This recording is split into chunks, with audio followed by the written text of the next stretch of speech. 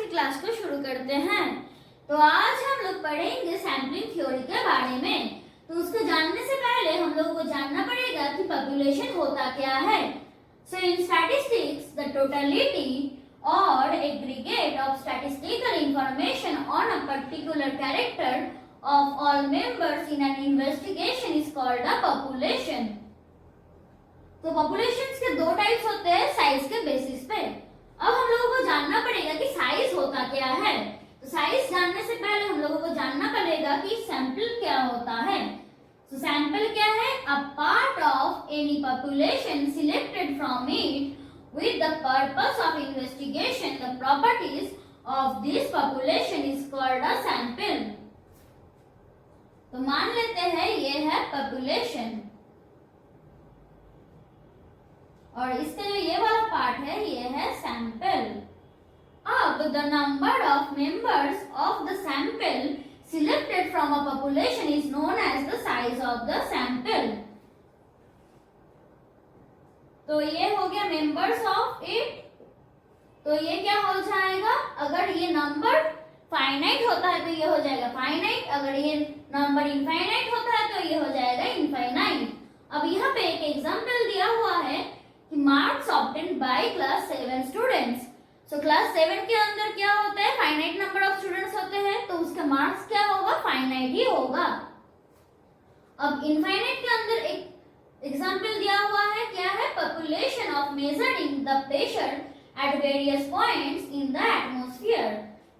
सो atmosphere के अंदर कितने सारे पॉइंट्स होते हैं? इनफाइनाइट नंबर ऑफ पॉइंट्स होते हैं, तो उसका प्रेशर भी क्या होगा? इनफाइनाइट ही होगा। अब पॉपुलेशन के दो टाइप्स और होते हैं जो कि है एग्जिस्टेंट एंड हाइपोथेटिकल। एग्जिस्टेंट मतलब क्या होता है? जो रियल लाइफ में एग्जिस्ट करता है, और हाइपोथेटिकल का मतलब क्या है? जो इमेजिनरी है, जो रियल लाइफ में एग्जिस्ट नहीं करता है। तो एग्जिस्टेंट के अंदर एक एग्जांपल दिया हुआ है population of income of all persons in a village, और हाइपोथेटिकल के अंदर क्या दिया हुआ है example? Population of all possible outcomes arising out of throws of a die. अब सैंपलिंग क्या है? ये एक प्रोसेस है of selection of sample with a view to get information about the whole population, जो कि है सैम्पलिंग।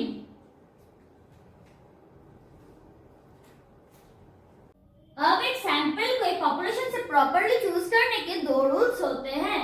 पहला है लॉ ऑफ स्टैटिस्टिकल रेगुलरिटी। तो ये क्या स्टेट करता है? ये स्टेट करता है कि a sample of reasonably selected at random from a population is almost sure to represent the characteristic of the population। For example, ये एक population है और ये एक sample है और ये एक sample है। अगर ये S1 है तो for example ये S2 है, हम लोग assume कर लेते हैं।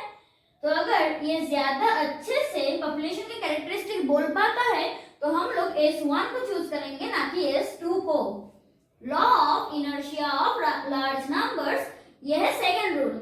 ये क्या स्टेट करता है कि a sample of large size drawn from a population shows higher degree of stability, क्योंकि वहां पे ज्यादा एक्यूरेसी होता है, तो हम लोग उसको चूज करते हैं। अब क्या है सैम्पलिंग यूनिट? सैम्पलिंग यूनिट क्या होता है? From the same population different samples में be drawn to investigate different purposes. For example, इसको हम लोग चूज करते हैं कि एक जगह की सब लोगों की एज जानने के लिए, इसको हम लोग यूज करते हैं कि एक पर्टिकुलर एरिया के सबकी इनकम जानने के लिए। तो each of such divisions into which a population is divided from sampling process is called sampling unit। तो ये क्या है? सैम्पलिंग यूनिट ये है दूसरा सैम्पलिंग यूनिट। अब मास्टर सैंपल क्या होता है? A sample drawn from a population for the use of each occasion is called a master sample। For example, इसको हम लोग यूज करते हैं, सपोज कर लेते हैं कि दो काम के लिए हम लोग इसको यूज कर सकते हैं। इसको हम लोग यूज कर सकते हैं एक काम के लिए, और यहाँ पे S3 है जिसको हम लोग यूज कर सकते हैं 3 काम के लिए। तो कौन सी वाली यहाँ पे मास्टर सैंपल होगा? Yes, S3। अब सैंपल एरर क्या होता है? देखो, हम लोग जितना भी कोशिश करें फिर भी थोड़ा बहुत एरर रह जाता है। उसके कुछ रीजंस होते हैं। For example, impossible to collect the sample from a population in a proper way. कभी कभार ये प्रॉब्लम आ जाता है, may not be studied in a proper way. So the difference between actual population characters is, that means the error is called bias. अब subjective और objective sampling क्या होता है? सब्जेक्टिव वो होता है जहां पे फुल्ली डिपेंड होता है पर्सनल जजमेंट के बेसिस पे ऑफ द सैम्पलर।